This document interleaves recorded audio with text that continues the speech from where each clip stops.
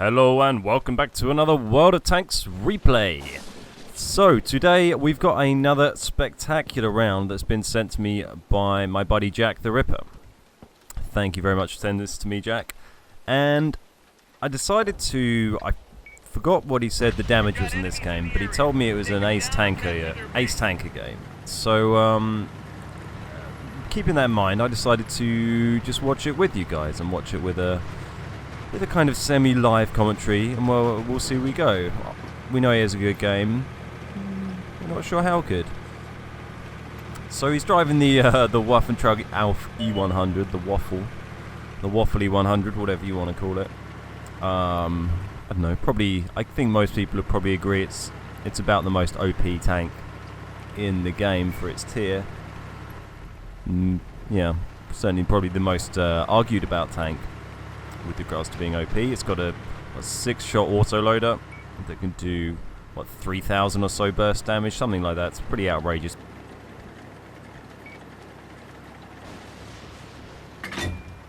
And that leaves a pretty nasty mess wherever it goes.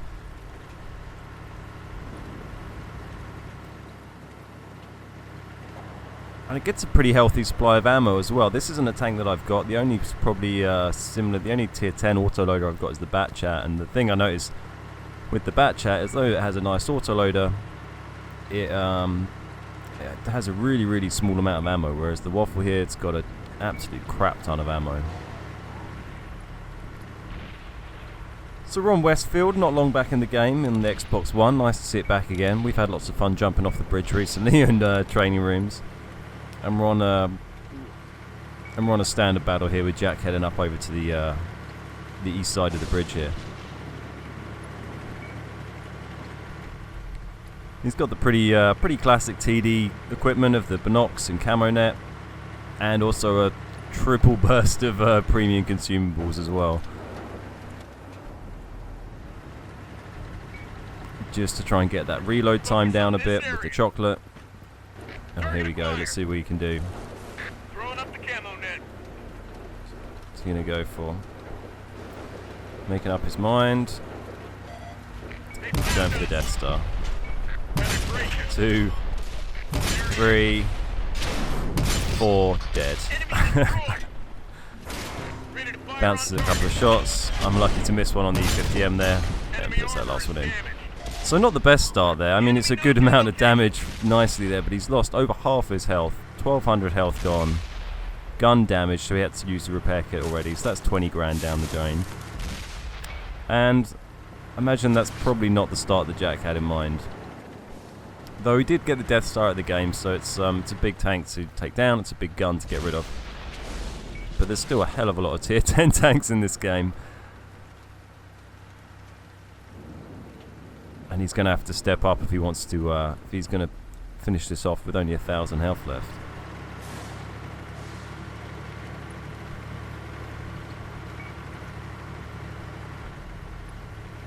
So you can see the ridiculous damage, clip damage of this tank is somewhat counteracted by the massive reload time, but it's not something I find too much of an inconvenience when running an autoloader, if you know how to play them.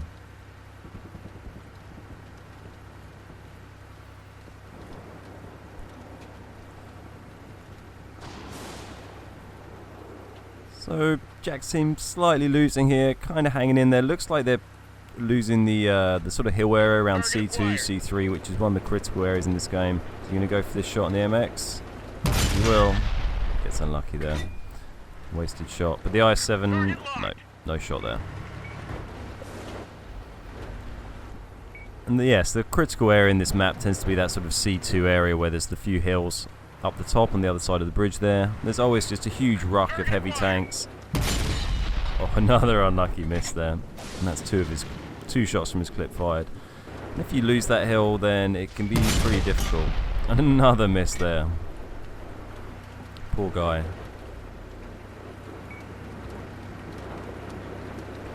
His team getting absolutely smashed now. 7-3 down. It's not looking great. There's only 3 tanks really up top. Couple of shots on the Batchat. He's got one left to try and finish it off. Or does he just suck it up and go and reload?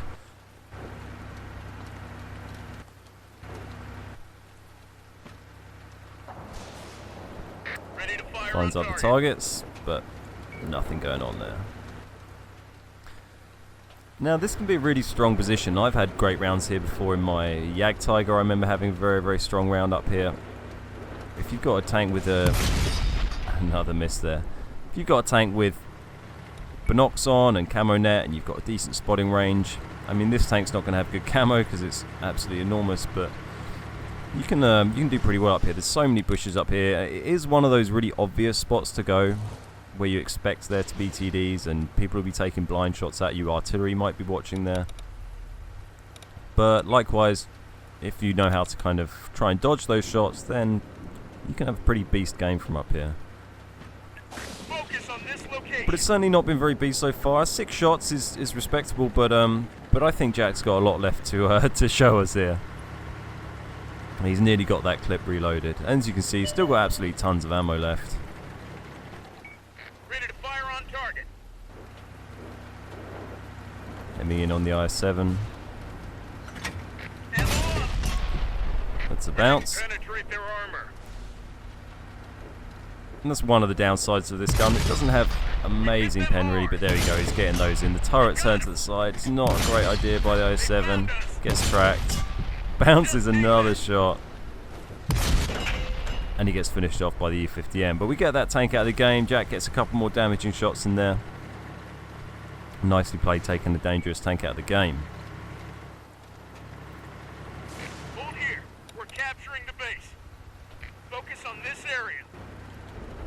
Let's find another target. So I think Jack's trying to tell his artillery buddy in platoon where to go and hide at the moment. It's not looking too good for the RT.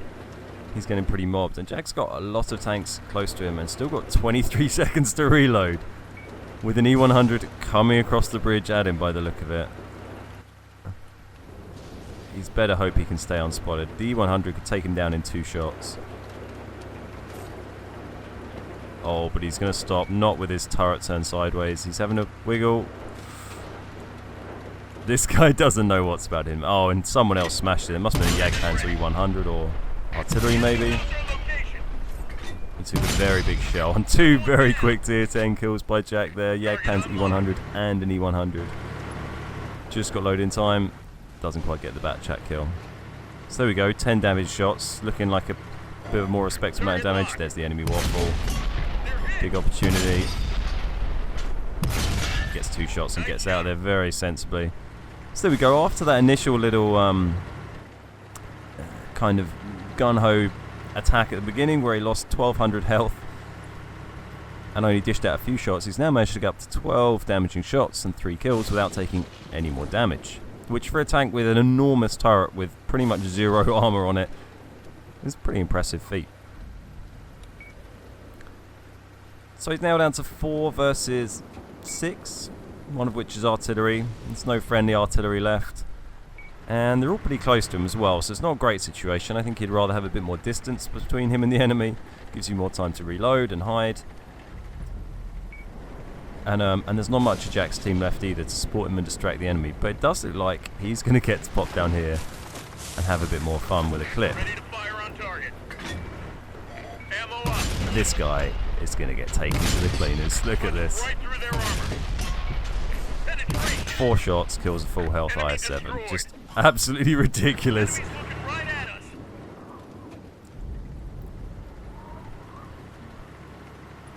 In my mind, there's not really too much argument over whether this tank is OP or not. I think it's very OP. I remember the only time I played this tank was when I was at PAX in Seattle a couple of months ago, and they had lots of consoles there for the people visiting the convention to play World of Tanks on, and all of those had event accounts, wargaming event accounts, which have every tank unlocked, but on the live servers. So I was playing on those a lot when I was hanging out at the wargaming stand. I played the Waffle. I played 2 games in it. I think both games I got 5 or 6k damage, and it didn't even feel like I'd tried or had particularly good games. I just sort of pressed the button a few times, bang, had 5 or 6k damage. So it yeah, I mean, I'm expecting this tank to get nerfed at some stage. It does feel like it's going that way. Been detected. Loaded and ready. So you see Jack decided to reload his clip there once he had taken out the IS-7. I think he had 2 shots left, but but I think he definitely made the right choice in reloading. It looked like he'd easily have time to back up here and let that go. There was no one really who was going to rush him, so smart move there. Can you get this AMX? Doesn't want to start getting clipped by that guy.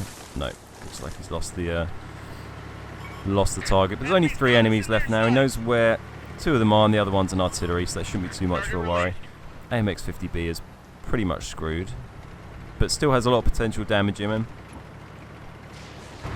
But the half health E50M should give Jack pretty good support here.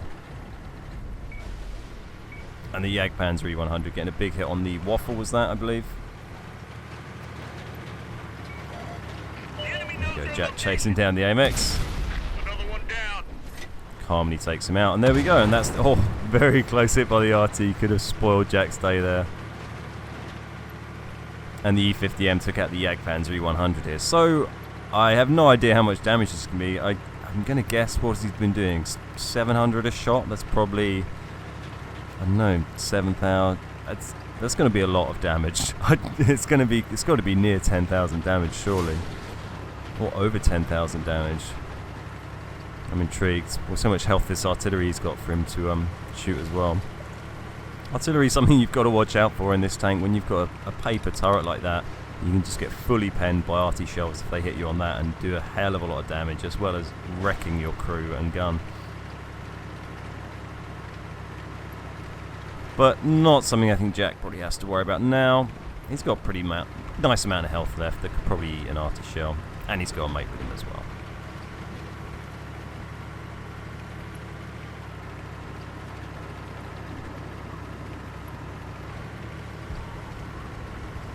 Be interesting to see what kind of silver he makes from this as well, having used all 3 premium consumables. Didn't have to use his med kit.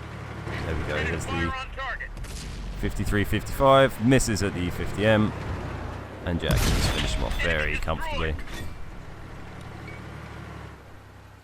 Great job, man. So there we go, let's see what he's got for us on the end game screen.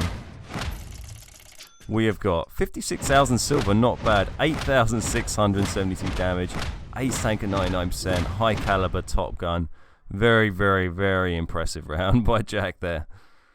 And if that doesn't if that doesn't make you want to buy that tank, I'm not sure what will. Although I know some people who don't really like using it because they feel that it's a bit OP and a bit unfair, a bit kind of cheat mode, a bit easy mode. But I don't know if that's your thing. I guess go for it. I think most sort of experienced players now know a lot better how to deal with them. They were a lot more OP when they first came out in the game, and people didn't know what was about to hit them. Now people are a bit more wary. They hide from them a bit better. They know they can just blow their turret apart with HE ammo. But yeah, it's a pretty powerful tank. But anyway, I hope you enjoyed that round. I didn't have any up from this tank because I don't own it. So thank you very much, Jack, for sending that to me. I really appreciate that, dude, taking the time to do that. And if anyone else has any good games captured that they want to send me, epic games like this, please let me know. Just give me a shout on Twitter, and we'll find out a way for you to send me a Dropbox link or something, and I'll have a look at them. And if I find any really, really good ones like this, then I might throw up a commentary and chuck it on the channel. So let me know. Well, if you enjoyed that video, please hit the like button, subscribe to the channel. Thanks again to Jack for sending it in. Thank you for watching. I'm Ben, we're the Beard Guys, and I'll see you next time.